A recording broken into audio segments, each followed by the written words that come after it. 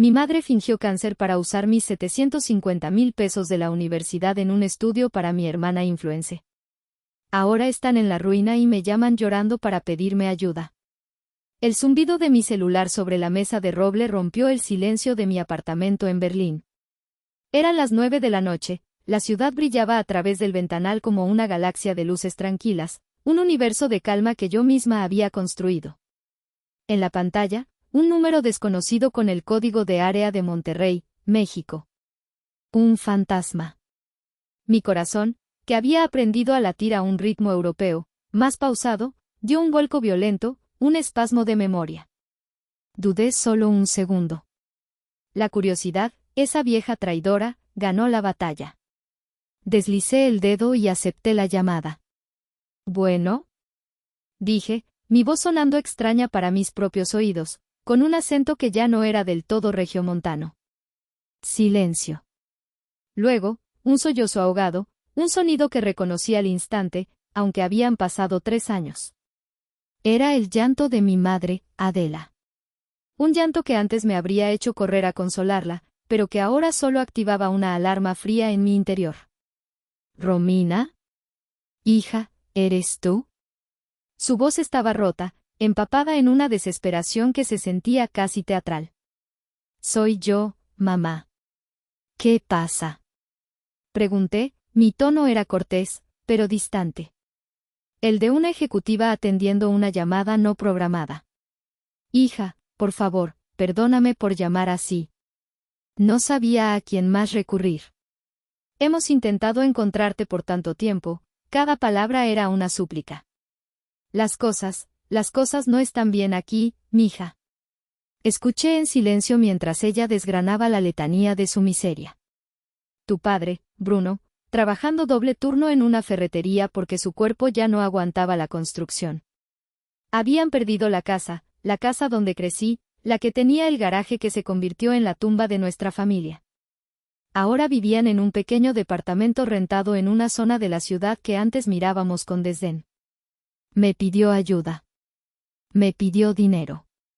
Mientras ella lloraba, yo miraba mi reflejo en el cristal oscuro de la ventana.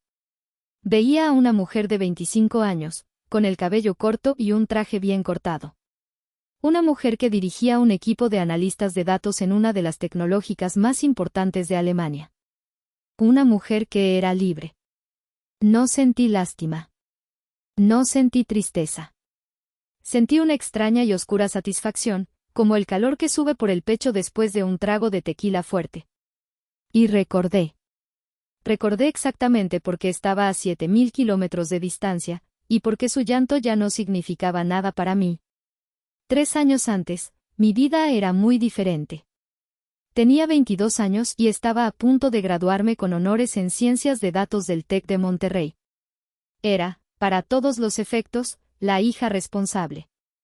La que sacaba dieces, la que nunca daba problemas, la que administraba con una disciplina casi monacal el fondo universitario de 750,000 pesos que mis abuelos maternos me habían dejado al nacer. Mis padres siempre lo mencionaban en las reuniones familiares. «Romina es tan buena con el dinero», decía mi padre, Bruno, con un orgullo que sonaba genuino. «No nos ha costado ni un centavo de su educación». Y luego estaba mi hermana, Valeria. 2 años menor que yo, Valeria era el sol alrededor del cual giraba el sistema solar de nuestra familia. Era hermosa, carismática y vivía su vida a través del filtro de Instagram. Su gran sueño era convertirse en una famosa diseñadora de modas e influencer. No cosía, no dibujaba patrones, pero tenía un ojo para la estética y un talento innegable para posar con ropa cara que no podía permitirse. Recuerdo una cena, unas semanas antes de que todo se derrumbara. Yo acababa de recibir mi carta de aceptación para un máster en una universidad de prestigio. Estaba emocionada, era el siguiente paso lógico en mi plan de vida. Esperé a que termináramos el postre para dar la noticia. «Mamá, papá, me aceptaron en el programa de maestría», dije, con una sonrisa contenida. Mi padre me felicitó con un breve «qué bien, mija». Mi madre, Adela, ni siquiera levantó la vista de su celular. «Ay, no puede ser. Miren esto». exclamó de repente, girando el teléfono para que todos lo viéramos. En la pantalla, una foto de Valeria con un vestido nuevo. Valeria acaba de llegar a los 5.000 seguidores. Y una boutique local le comentó con un emoji de fueguito. ¿No es increíble? Le están empezando a hacer caso. La conversación giró inmediatamente en torno a la marca personal de Valeria. Sobre la importancia de la iluminación en sus fotos, sobre si debería empezar un canal de YouTube. Mi maestría quedó olvidada, una nota a pie de página en la gran epopeya del estrellato inminente de mi hermana. Esa era mi realidad. Yo era la inversión segura, el bono del tesoro que maduraba en silencio en un cajón. Valeria era la criptomoneda volátil y emocionante en la que mis padres habían apostado todo su capital emocional. Yo era la hija invisible que hacía todo bien y ella era la hija, perfecta, cuyo más mínimo logro se celebraba como una victoria nacional. No sabía entonces que estaban a punto de liquidar mis acciones para financiar su riesgosa apuesta. Si mi resentimiento fuera un museo, tendría varias salas de exhibición, cada una dedicada a un agravio específico, a una prueba tangible del favoritismo que definía mi existencia. Mi mente a menudo recorría esas salas, deteniéndose en las piezas más dolorosas. La primera pieza de la colección era un Nissan Tsuru de 1998, color blanco, con una abolladura permanente en la puerta del copiloto. Fue mi regalo de graduación de la preparatoria, el viejo coche familiar que heredé por sacar el mejor promedio de mi generación. Estaba agradecida, por supuesto. Pero 2 años después, para el cumpleaños número 18 de Valeria, mis padres la sorprendieron con un Kia Rio seminuevo, rojo brillante. Es para que pueda moverse a sus eventos y reuniones, es importante para su imagen, explicó mi madre, como si ser influencer fuera una profesión que requiriera un vehículo oficial. Cuando le pregunté a mi padre cómo lo habían pagado, murmuró algo sobre un pequeño préstamo. El Tsuru y el Rio, estacionados uno al lado del otro en la cochera, eran un diorama perfecto de nuestro lugar en la familia. La segunda pieza era intangible, pero más hiriente, un boleto de avión imaginario a Roma. Para mi cumpleaños número 21, recibí un pastel de la pastelería del supermercado y una cena en un restaurante familiar. Estuvo bien. Para el cumpleaños número 20 de Valeria, mis padres anunciaron que le regalaban un viaje de una semana a la Ciudad de México para la Semana de la Moda. La justificación, como siempre, era impecable, es una inversión en su futuro, necesita hacer contactos, inspirarse. Yo, que había soñado con usar parte de mis ahorros para un viaje de mochilazo por Europa después de graduarme, me había encontrado con un muro de desaprobación. Es un gasto innecesario, Romina. Mejor ahorra ese dinero para tu maestría. Aparentemente, la inspiración era un lujo reservado solo para la artista de la familia. La pieza final y más reciente de mi museo era mi laptop, una MacBook Pro que había empezado a fallar justo en mi último semestre. La llevé a reparar y el diagnóstico fue fatal, la tarjeta madre estaba frita. El costo de la reparación era de casi 15,000 pesos. Cuando les pedí ayuda a mis padres, mi padre se encogió de hombros. Usa tu fondo, mija, para eso está. Tuve que retirar dinero de la cuenta que mis abuelos habían destinado a mi educación para poder terminar mi tesis.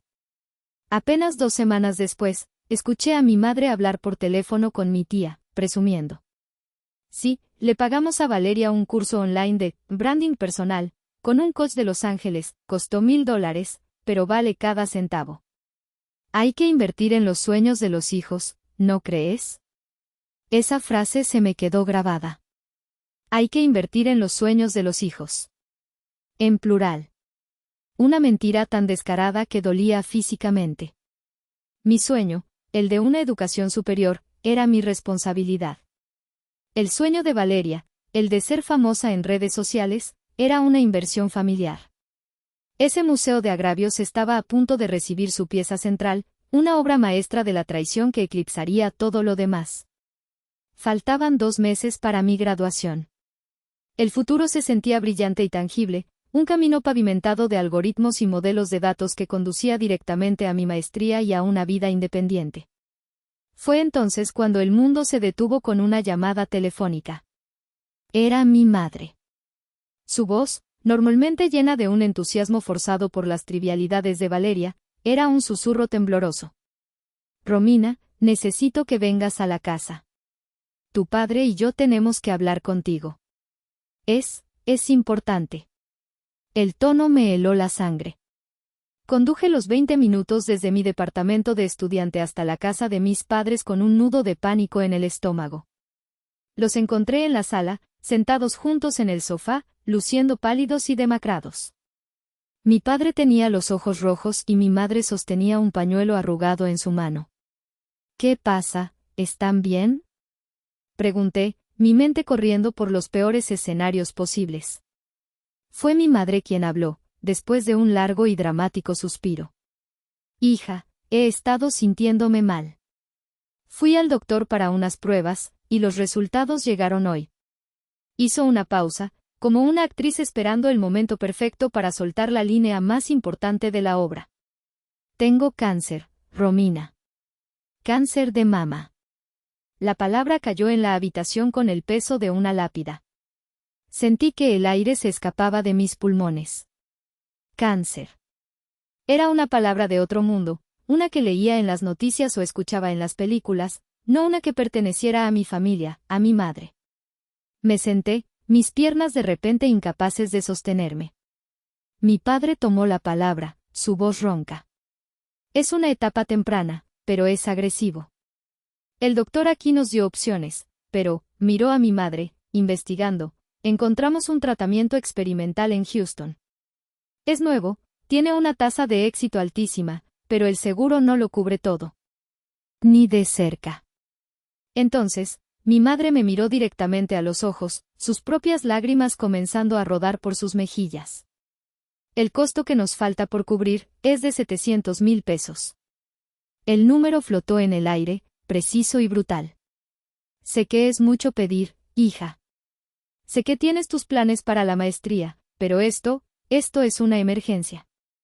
Es una situación de vida o muerte. Te juro por mi vida, que en cuanto me recupere y volvamos a estar estables, te devolveremos cada centavo, con intereses si quieres. Pero te necesito ahora. Mi cerebro, el mismo que podía procesar terabytes de información, se cortocircuitó. Por un lado, una alarma sonaba débilmente en algún rincón de mi mente. Algo se sentía extraño. Pero por otro lado, estaba mi madre, diciéndome que podría morir. ¿Cómo se le dice que no a eso? ¿Cómo se antepone una maestría a la vida de tu propia madre? Bruno, mi padre, se arrodilló frente a mí. Eres nuestra única esperanza, Romina. Por favor. Lloré. Lloré por el miedo, por la injusticia, por el futuro que se desvanecía frente a mis ojos. Al día siguiente, fui al banco. Firmé los papeles. Transferí 700,000 pesos del fondo de mis abuelos a la cuenta de mi padre. Mi madre me abrazó, sollozando, diciéndome que le había salvado la vida. Mi padre me llamó su heroína. Incluso Valeria publicó una historia en Instagram con una foto nuestra y el texto, mi hermana mayor, mi inspiración y la heroína de nuestra familia. Te quiero. Me sentí miserable. Y, sin saberlo, había firmado mi propia sentencia de exilio. Lo primero que hice fue llamar a la universidad y solicitar un aplazamiento de 1 año para mi maestría. Fue una conversación humillante, llena de explicaciones vagas sobre una emergencia médica familiar. Me sentí como una impostora. Pero me repetía a mí misma que la familia era lo primero. Las semanas siguientes transcurrieron en una neblina de ansiedad. Me concentré en terminar mis exámenes finales, pero mi mente siempre estaba en casa. Sin embargo, cada vez que hablaba con mis padres, algo no cuadraba. Cuando me ofrecía a llevar a mi madre a sus supuestas citas de quimioterapia locales, siempre había una excusa. Ay, no te preocupes, mija, tu papá me lleva. O, la cancelaron, la reprogramaron para la próxima semana. Empecé a notar otras cosas.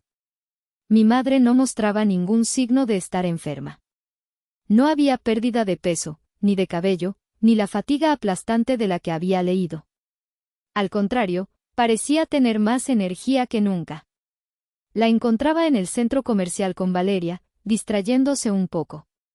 La veía publicando fotos en Facebook de sus almuerzos con amigas. Parecía todo menos una mujer luchando por su vida. La sospecha era una semilla diminuta que había empezado a germinar en la oscuridad de mi mente. Traté de arrancarla, de convencerme de que era el estrés, que cada persona reacciona diferente. Pero la semilla seguía creciendo. El punto de quiebre, el catalizador de la catástrofe, llegó un viernes por la tarde. Mi última clase se canceló, así que decidí conducir a casa y sorprenderlos para el fin de semana. Al doblar la esquina de mi calle, escuché un ruido ensordecedor, el sonido de martillos neumáticos y construcción. Provenía de mi casa. Estacioné el coche y caminé hacia la entrada con el corazón en la garganta. La puerta de la cochera estaba abierta de par en par. Pero ya no había una cochera. En su lugar, había un espacio en plena demolición, con trabajadores por todas partes, polvo y escombros. Y en medio de todo, como una directora de orquesta en su podio, estaba Valeria. Sostenía una cámara cara, grabándose a sí misma mientras hablaba con entusiasmo sobre su visión para el espacio. Nuestras miradas se cruzaron. La sonrisa de Valeria se congeló. Su rostro pasó del éxtasis creativo al pánico puro. Parecía un venado atrapado en las luces de un coche. Sabía, en ese instante, que me habían mentido.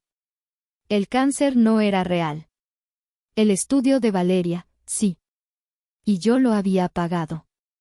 Esa noche, la casa se sentía como una olla a presión. Esperé a que mis padres volvieran del trabajo, sentada en el mismo sofá donde me habían contado la mentira más grande de mi vida. Valeria se había encerrado en su cuarto, negándose a salir. Cuando entraron, sonrientes y cargando bolsas del supermercado, mi sola presencia los silenció. La expresión de mi rostro debió ser aterradora. Fui a la cochera, dije, mi voz era plana, sin emoción. Mi padre, Bruno, dejó caer las bolsas. Mi madre, Adela, intentó forzar una sonrisa. Ah, sí. Es una sorpresa. Pensamos en remodelar un poco, darle un espacio a tu hermana para sus proyectos. ¿Con el dinero de tu tratamiento contra el cáncer? La pregunta cortó el aire como un cuchillo. El rostro de Adela se descompuso. Intentó mantener la farsa. Una cosa no tiene que ver con la otra, Romina. El dinero del tratamiento está guardado, esperando la transferencia a la clínica de Houston. Esto es con nuestros ahorros. Pero yo ya no era la hija crédula. Me había pasado la tarde conectando los puntos. Qué curioso. Porque el costo de la remodelación, según el presupuesto que encontré en la mesa de la cocina, es de 650,000 pesos. Una cifra muy parecida a la que necesitaba tu tratamiento. ¿Cuál es el nombre de tu oncólogo, mamá? ¿En qué hospital te atiendes? Quiero una segunda opinión. Quiero ver los resultados de la biopsia. Ahora. Mi padre se derrumbó primero. Se sentó en una silla, cubriéndose la cara con las manos. Pero mi madre, ella luchó hasta el final. Su desesperación se convirtió en ira.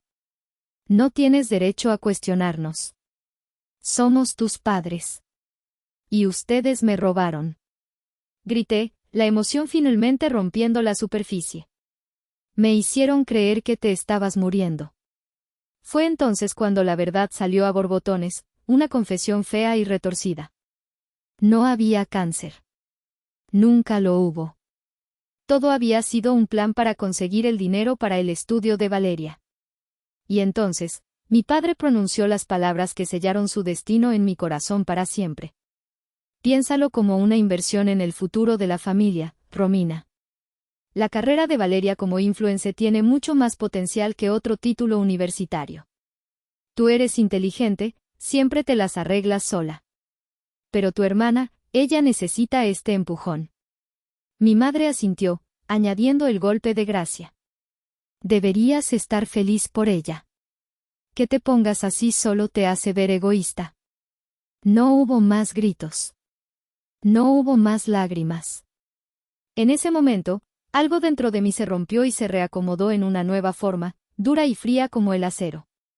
El amor y la confianza que sentía por ellos se evaporaron, dejando un vacío helado. Esa noche, en la soledad de mi departamento, abrí mi laptop. Ignoré los correos de la maestría y abrí una oferta de trabajo que había recibido semanas atrás y que había descartado por ser demasiado lejana, un puesto de analista de datos junior en Berlín. Hice clic en aceptar. Luego, marqué el número de mi tío Mateo, el hermano de mi madre, el único miembro de la familia con los pies en la tierra. Le conté todo. Su silencio al otro lado de la línea fue seguido por una sola frase: no te preocupes, sobrina. Vamos a necesitar un buen abogado. Las siguientes 2 semanas fueron un ejercicio de actuación magistral. Me convertí en la hija arrepentida. Les dije a mis padres que lo había pensado mejor, que entendía su punto de vista y que, aunque me dolía, apoyaría a Valeria.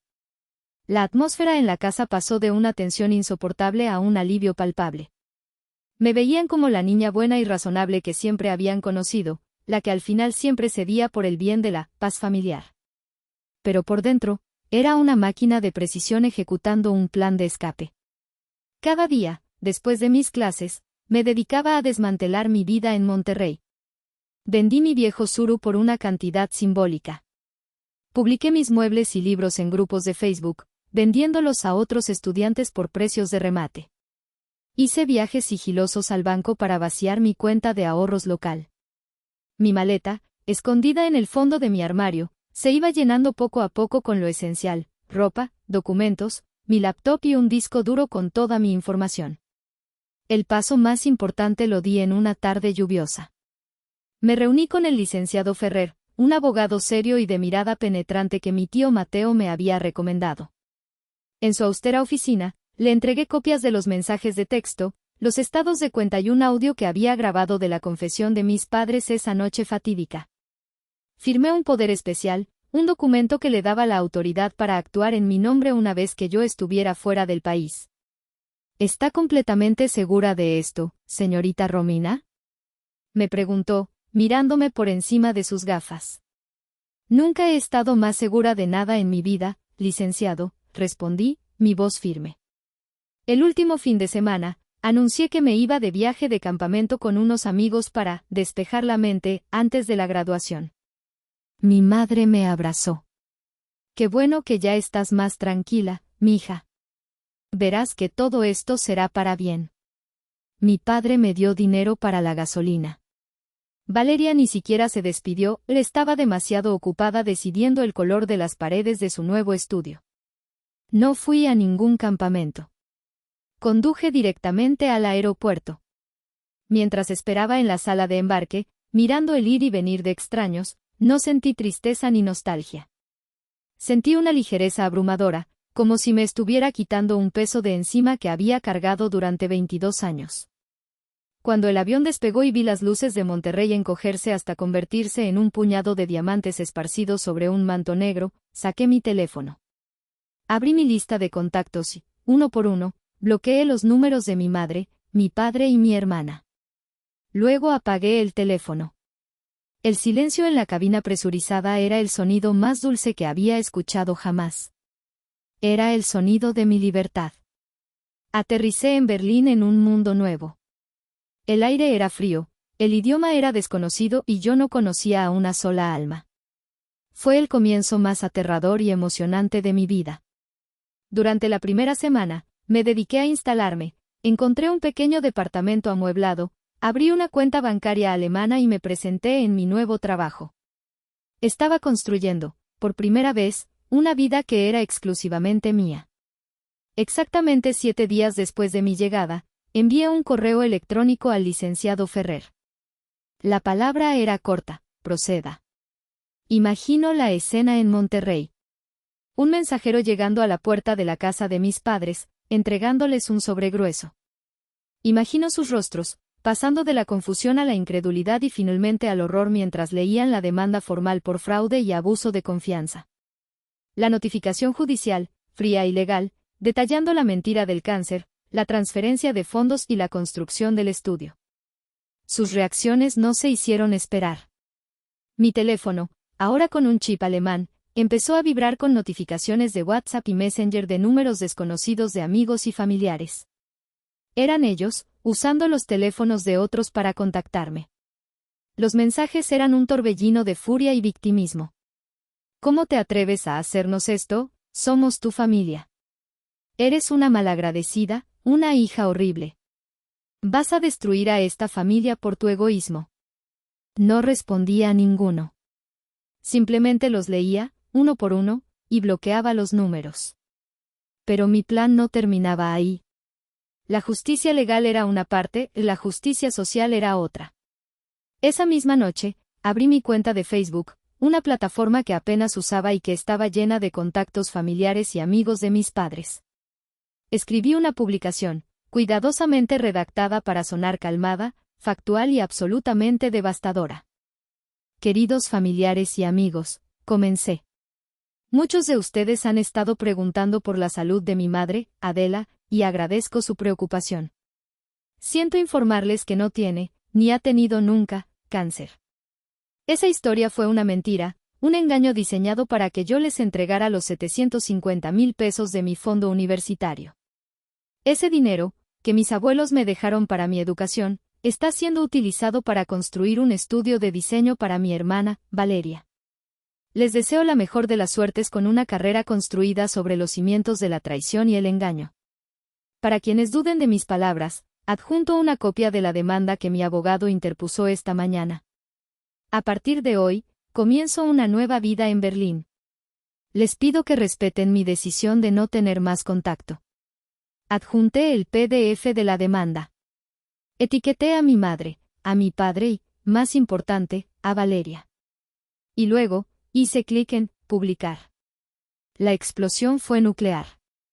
En cuestión de horas, la publicación tenía cientos de comentarios y se había compartido docenas de veces. Amigos de la familia expresando su horror. Familiares lejanos pidiendo explicaciones. Y, lo más delicioso de todo, los pocos seguidores y marcas locales con las que Valeria estaba intentando colaborar empezaron a retirarle su apoyo públicamente. Su sueño de ser influencer se convirtió en una pesadilla de relaciones públicas. Yo no dije nada más. Dejé que la verdad, cruda e innegable, hiciera su trabajo. Luego, desactivé mi cuenta. El espectáculo había terminado. Y ahora, 3 años después, la voz de mi madre al otro lado del teléfono era el eco de esa explosión. Después de su petición inicial de dinero, la escuché contarme el resto de la historia, los capítulos que yo no había presenciado. La demanda, por supuesto, fue un desastre para ellos. El licenciado Ferrer fue implacable. Con las pruebas que yo había proporcionado, no tenían escapatoria. Para evitar un juicio público aún más vergonzoso, llegaron a un acuerdo. Tuvieron que devolverme el dinero. Pero no lo tenían.